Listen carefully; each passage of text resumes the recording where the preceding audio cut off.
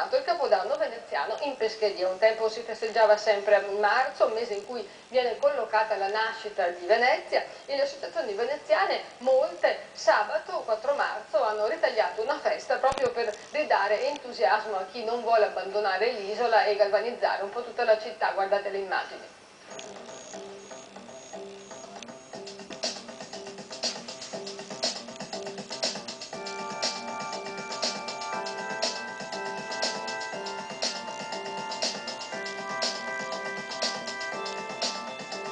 Per questa festa tutti i veneziani e tutti i veneti in realtà. È vero, abbiamo festeggiato il Capodanno per secoli il 1° marzo. Il motivo è abbastanza semplice in realtà. La città di Venezia nasce nel mese di marzo.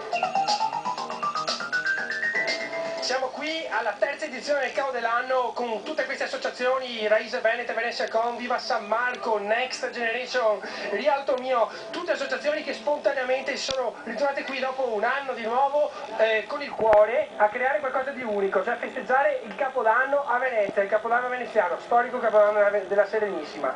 Siamo qua, abbiamo appena assistito a uno straordinario spettacolo dell'allieve di Lorena Togna e continuiamo ancora, pieno di veneziani, c'è volontà, c'è voglia di identità, c'è voglia di eventi così. Speriamo un atteggiamento di più apertura da parte delle istituzioni nei confronti della nostra manifestazione, e adesso vi lascio perché devo andare sul palco. Finalmente anche quest'anno è arrivato il Capodanno veneziano qui in pescheria, siamo tutti felici, ci stiamo divertendo e siamo orgogliosi di aver creato e sviluppato questa festa. Speriamo che in un prossimo futuro la città reagisca, il comune reagisca e la festa diventi istituzionale e affermata e diventi famosissima.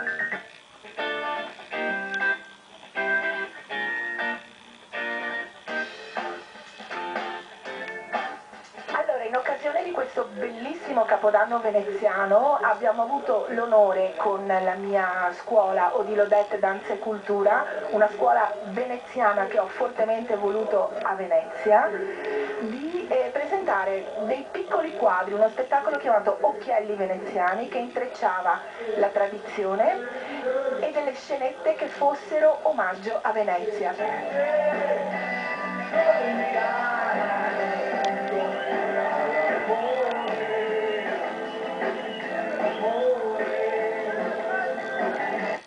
Venezia insomma non vuol morire e non morirà, non morirà perché ci sono iniziative davvero molto straordinarie. Stasera